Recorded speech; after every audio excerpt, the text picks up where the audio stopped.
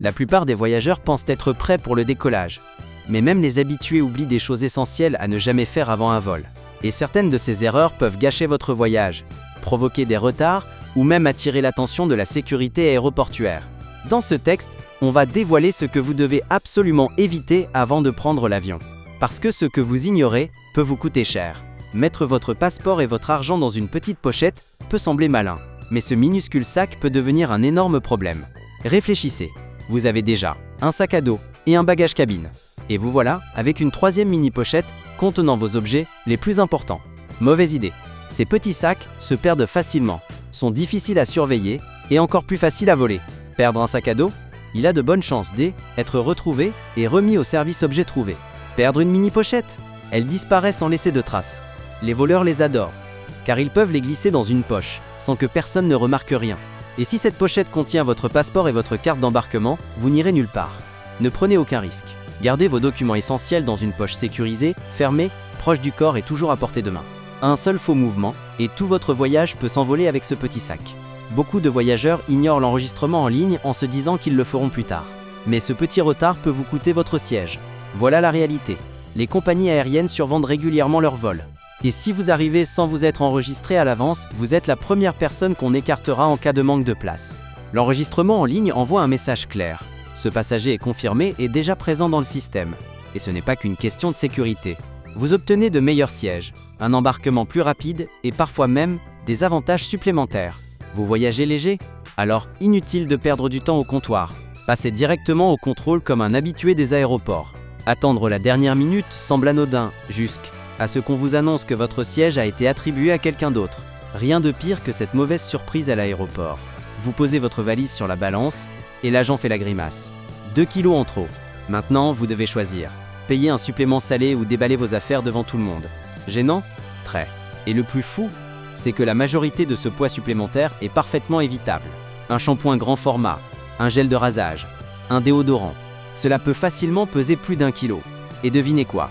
L'amende pour excédent de bagages coûte souvent 3 fois plus que d'acheter ces articles à l'aéroport ou une fois arrivé. Pesez vos bagages chez vous. Emballez plus intelligemment, pas plus lourd. Sinon, préparez-vous à être la personne qui replie son linge au pied du comptoir. Imaginez, vous montez enfin dans l'avion et découvrez que vous êtes coincé près des toilettes pour 7 heures, sans espace pour les jambes, et, bien sûr, sans prise pour recharger votre téléphone. Tout ça était évitable. Beaucoup de gens ne savent pas que les plans de cabine sont publics.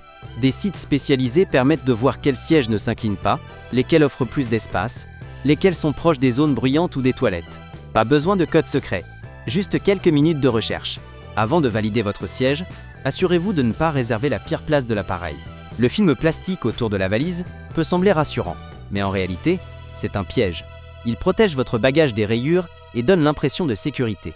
Mais si vous avez laissé votre passeport dedans, vous voilà au comptoir, obligé de déchirer votre emballage à coups de clé ou de stylo.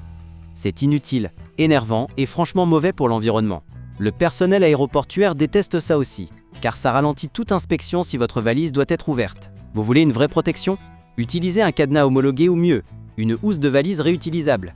Votre bagage reste protégé sans vous transformer en gladiateur du film alimentaire. Vous avez passé le contrôle des passeports. Place maintenant à la sécurité. Et là, la course commence. La plupart des voyageurs se précipitent vers la première file qu'ils voient, souvent la plus longue. Pourquoi? Parce qu'ils pensent que c'est la seule ouverte, ou parce qu'ils sont trop fatigués pour marcher quelques mètres de plus. Mais la réalité, c'est que les files tout au bout sont souvent vides, rapides, calmes. Vous pourriez éviter 20 minutes d'attente, juste en avançant un peu plus loin. La prochaine fois, ne suivez pas la foule. Suivez le calme et gagnez du temps et de la tranquillité. Vous connaissez la règle, contenant de 100 ml maximum, tous regroupés dans un sac transparent refermable. Alors pourquoi tant de voyageurs se font encore arrêter? Parce qu'ils oublient ce qu'ils ont mis dans leur sac. Le gros shampoing glissé à la dernière minute? Jetez. Le parfum hors de prix que vous n'avez pas mis en soute? Jetez. Et ce que la plupart des gens ignorent, c'est que même si le liquide à l'intérieur fait moins de 100 ml, si le contenant dépasse la limite, la sécurité le confisque quand même. Ils n'ont pas le droit d'estimer la quantité restante. Si le flacon paraît trop grand, il ne passera pas. Économisez vos produits et votre temps.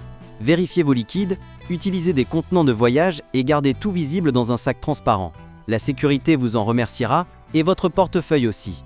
Vous avez enfin passé le contrôle. L'heure est à la détente, à quelques achats, peut-être un petit plaisir, non? Pas si vite, car c'est précisément ici que la majorité des voyageurs se trompent. Les zones duty-free sont immenses, volontairement. Certaines sont si grandes que vous ne pourriez pas tout voir en 2 heures, même en essayant. Et devinez quoi? C'est fait pour. Les aéroports veulent vous distraire, vous perdre dans des allées de parfums, vous faire goûter des chocolats, vous faire oublier l'heure. C'est comme ça que des passagers manquent leur embarquement, même quand la porte est juste au bout du couloir. Ne tombez pas dans le piège. Faites vos achats rapidement, mettez une alarme et sachez toujours où se trouve votre porte. Parce que ce souvenir à 20 € pourrait vous coûter une réinscription à 200. Tout commence avec cette petite voix. Allez, soyons aventureux avant le vol. Ignorez-la. Tester des plats exotiques juste avant de monter dans l'avion est une erreur de débutant. Votre estomac ne sait pas comment il va réagir à de nouvelles épices ou à des aliments riches. Et l'habitacle d'un avion est le pire endroit pour le découvrir. Et ce n'est pas tout. En altitude de croisière, la pression baisse. Et cela fait gonfler les gaz dans l'estomac. Résultat, indigestion, ballonnement et l'envie constante de desserrer votre pantalon. Même un repas simple peut mal passer s'il est trop salé, trop gras ou inhabituel pour votre digestion. Si vous voulez rester à l'aise, mangez quelque chose de sûr et familier, ou choisissez des aliments connus pour limiter les ballonnements, comme le curcuma, les pommes de terre ou l'ananas. Le vol est déjà assez inconfortable, inutile d'en faire un supplice gastrique. La turbulence n'affecte pas tout le monde de la même manière. Pour certains, c'est juste une secousse. Pour d'autres, c'est un cauchemar. Nausées, vertiges, malaise pendant des heures. Si vous y êtes sensible, le timing compte énormément. Les vols les plus calmes sont souvent en hiver, tôt le matin ou tard le soir. Voici pourquoi. Les turbulences sont causées par des poches d'air chaud qui montent.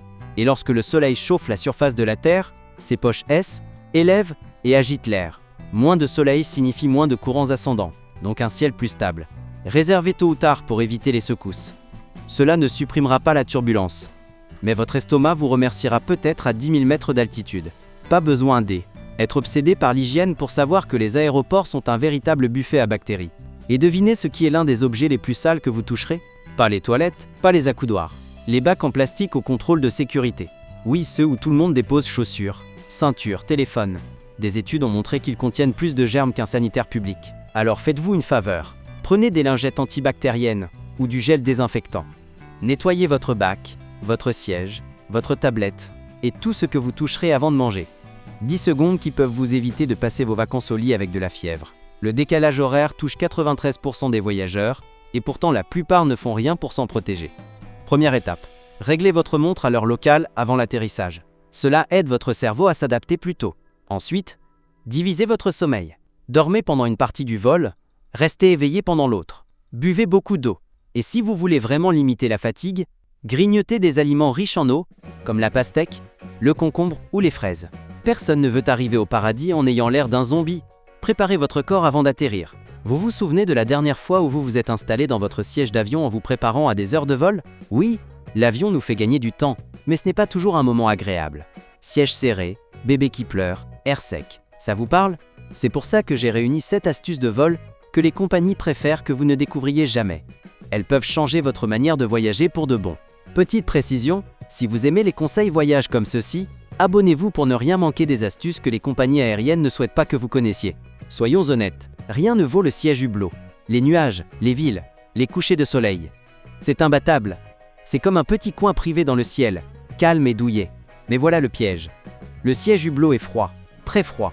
Les avions sont des prouesses d'ingénierie, mais le confort n'est pas leur point fort. À 11 000 mètres d'altitude, la paroi extérieure peut descendre à moins 40 degrés. C'est plus froid que l'Antarctique. Vous ne deviendrez pas un glaçon, mais le froid finit par vous atteindre, surtout sur les longs trajets. Heureusement, la solution est simple. Glissez un petit pull ou un gilet dans votre bagage cabine. Même si vous partez au soleil, mieux vaut être au chaud que de grelotter 6 heures durant. Bonus. Vous avez oublié votre couche supplémentaire? Demandez une couverture au personnel de bord. Ils en ont. Vous venez de vous attacher. L'avion roule vers la piste et l'hôtesse vous propose une boisson chaude. Tentant, non? Café, thé, on se croirait presque en première classe. Mais avant d'y goûter, il y a quelque chose que vous devez vraiment savoir. Cette eau chaude vient de réservoirs qui sont rarement, très rarement nettoyés correctement. Et ce ne sont pas des rumeurs. De vraies études montrent que l'eau utilisée à bord est peu ragoûtante. On parle de traces de colis, de staphylocoques et d'autres bactéries que vous n'avez certainement pas envie de boire dans votre thé. Alors, que choisir à la place? Facile, uniquement de l'eau en bouteille ou un jus scellé. Si c'est fermé hermétiquement, c'est sûr. Et bien plus rafraîchissant que l'eau de réservoir. S'hydrater est important, mais pas au point d'avaler de l'eau douteuse. Faites-vous une faveur. Choisissez des boissons scellées. Restez en sécurité. Parlons maintenant d'hygiène en avion. Et ce n'est pas ce que vous croyez. Tout le monde sait que les avions sont des nids à microbes. Mais vous n'avez pas encore entendu le pire. L'endroit le plus sale à bord, ce n'est pas les toilettes. Bien sûr, elles sont peu ragoûtantes, mais il y a un endroit encore pire. Un véritable foyer à bactéries. C'est cette tablette sur laquelle vous vous apprêtez à manger. Oui, cette petite table est un cauchemar hygiénique. Des centaines de mains la touchent chaque jour, et personne ne sait ce qui a pu y être posé. Certaines personnes mangent dessus, d'autres y changent carrément des couches. Équipage essaie de nettoyer, mais dans la précipitation entre deux vols, les tablettes sont souvent oubliées. Deuxième endroit le plus sale, les pochettes au dos des sièges, dans lesquelles vous avez envie de tout glisser. On y met snacks et téléphones, mais ces pochettes ne sont presque jamais nettoyées. Alors comment éviter ces zones infestées comme un pro? C'est simple, préparez-vous avec quelques gestes essentiels. D'abord, glissez un paquet de lingettes désinfectantes dans votre sac cabine. Indispensable. Nettoyez la tablette dès que vous vous asseyez et passez aussi un coup rapide dans la pochette du siège. Soyons honnêtes, rien ne ruine plus vite l'envie de vacances qu'un vol retardé qui vous cloue à l'aéroport. Mais si je vous disais qu'il existe une astuce incroyablement simple pour réduire drastiquement le risque de retard? Tout est une question de timing, et la plupart des gens se trompent. Les retards s'accumulent au fil de la journée. Un avion en retard entraîne un autre, puis un autre. Un seul décollage tardif le matin peut déclencher une réaction en chaîne qui gâchera votre journée ou même votre voyage entier. Voilà donc l'astuce, réservez toujours le vol le plus tôt possible. Plus vous décollez tôt, moins vous risquez d'être retardé. C'est aussi simple que ça. Et bonus, les vols du matin sont en général plus stables pour ceux qui détestent les turbulences. L'air est plus calme, ce qui rend le vol plus fluide, plus silencieux et nettement plus agréable. Vous atterrissez à l'heure, vous vous sentez mieux, et vous commencez votre séjour du bon pied. La prochaine fois que vous réservez, faites-vous plaisir. Levez-vous tôt et choisissez un vol matinal. Beaucoup pensent que l'avant de l'avion est l'endroit où se trouvent tous les avantages. Bien sûr, la première classe profite des grands sièges, du champagne et de l'attention privilégiée. Mais croyez-le ou non, il existe un avantage secret à s'asseoir tout au fond. Les dernières rangées peuvent parfois profiter d'un meilleur service. À l'arrière, il est plus facile pour équipage de vous offrir discrètement un snack ou une boisson en plus, sans que tout le monde le voie. Et si la cuisine est derrière vous, le personnel est à portée, prêt à intervenir rapidement. Pas de circulation dans l'allée, pas besoin de se faufiler entre les chariots. Ça facilite leur travail, et cela peut rendre votre vol plus agréable. Bien sûr, ce n'est pas le service d'une première classe. Ne vous attendez pas au champagne. Mais si vous voulez une expérience plus fluide, et peut-être un peu plus d'attention, l'arrière peut être une bonne surprise. La prochaine fois que vous choisissez votre siège, ne l'ignorez pas, il pourrait bien vous étonner. Parlons maintenant des coussins de nuque. Ce petit accessoire peut vraiment changer votre vol. Les modèles gonflables sont salvateurs, pour dormir à 10 000 mètres d'altitude. Ils empêchent votre tête de tomber et évitent le torticolis du lendemain. Mais voici une erreur que vous devez absolument éviter. Ne gonflez jamais entièrement votre coussin avant le décollage. Quand l'avion grimpe, la pression baisse et l'air à l'intérieur du coussin se dilate. S'il est gonflé à bloc au sol, il peut littéralement éclater en plein vol. Oui, cela arrive. La solution? Très simple. Laissez un peu d'espace en le gonflant. Il vous semblera un peu mou au départ, mais en altitude il se raffermira juste ce qu'il faut pour une sieste confortable. Un petit geste maintenant vous évite un gros désagrément plus tard. Soyons réalistes. Les plateaux repas d'avion ne gagneront pas de prix. Mais voici une astuce peu connue qui peut vraiment améliorer votre repas à bord. Commandez un menu spécial. Vous vous dites peut-être, mais je ne suis ni végétarien, ni intolérant, ni allergique. Peu importe, vous n'avez pas besoin d'avoir des restrictions alimentaires pour en profiter. Voilà pourquoi ça marche. Les menus spéciaux sont préparés en petite quantité et chargés en premier, donc ils sont généralement plus frais et bien meilleurs que les repas standards. Bonus supplémentaire. Vous êtes souvent servi avant tout le monde. Plus de temps pour manger, vous détendre ou vous plonger dans votre lecture. N'hésitez pas à tenter le coup. Les menus spéciaux peuvent être une excellente surprise. Parfois, améliorer son voyage tient simplement à penser autrement. Lors de votre prochaine réservation, cochez cette option et remerciez-vous plus tard. Et voilà, 7 astuces de vol qui peuvent vraiment transformer votre prochain voyage. Ces petits changements vous permettront d'être plus confortable, éviter le stress, et peut-être même d'apprécier votre temps dans les airs. Vous avez des amis voyageurs? Partagez ces conseils. Personne ne mérite un siège glacé ou une boisson pleine de microbes. Bon vol!